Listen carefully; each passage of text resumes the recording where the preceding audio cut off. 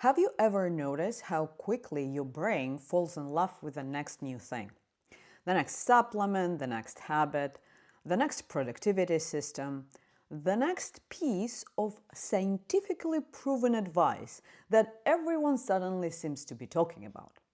Especially when it sounds simple, doesn't cost much, and promises that maybe this time the journey won't have to be so quite hard.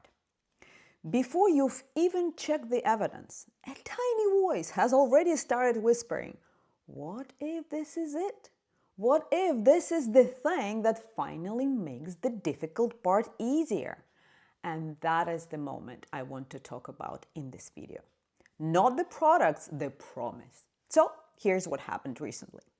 I am training for a 400-kilometer endurance ride this year, and during a conversation with my AI cycling coach about recovery, it mentioned a supplement I hadn't really considered before: ALC.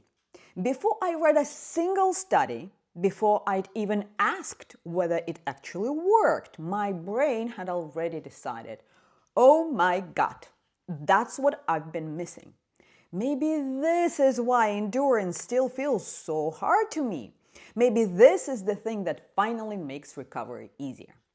What shocked me once I caught myself thinking like that wasn't the supplement itself. It was how quickly my brain wanted to believe the promise that one new thing could solve my difficulties. It honestly felt like a betrayal. I've spent years of experimenting with training, nutrition, sleep, and biohacking. I've learned, and sometimes, trust me, the hard way, that there are no miracle solutions. I genuinely thought I knew better. So why did my brain react before logic even had a chance to speak? My instinct had skipped straight past the evidence and landed on expectation. So I started looking backwards. And I realized this wasn't one isolated moment. It wasn't even the 10th. I've done exactly the same thing with keto, metformin, cold exposure, and expensive skincare. Different products, different promises, exactly the same reaction from my brain. Unreadable hope that maybe this will finally make the difficult part easier. At this moment, I realized that despite coming from completely different industries, being it diet, supplements, recovery, or skincare, and on the surface having almost nothing in common, nevertheless, they all had been selling me exactly the same thing: relief. Relief from the effort that meaningful change demands.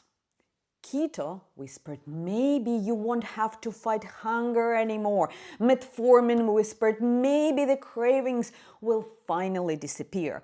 Cold exposure and supplements whispered, maybe recovery won't have to be so hard. Different industries, exactly the same emotional promise. After that, I couldn't unsee it. My brain wasn't really evaluating the products, it was evaluating the relief they promised. Life is hard. Meaningful change is demanding, so when something appears that might make the difficult part a little easier, of course the brain leans towards it.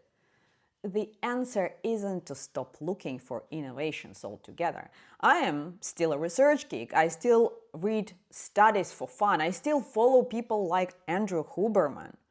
I genuinely enjoy his work. I still buy the occasional questionable gadget or supplement, and trust me, my husband would happily testify to that in court. And I still experiment on myself because experience has taught me that some things genuinely do help. The difference is that I no longer let the first spark of curiosity make the decision. Now, before I let myself believe too quickly, I ask a different question. Not only does this work, but also what kind of relief I'm hoping this will give me. Am I looking for support or am I looking for rescue? That distinction matters because support helps you keep doing the work.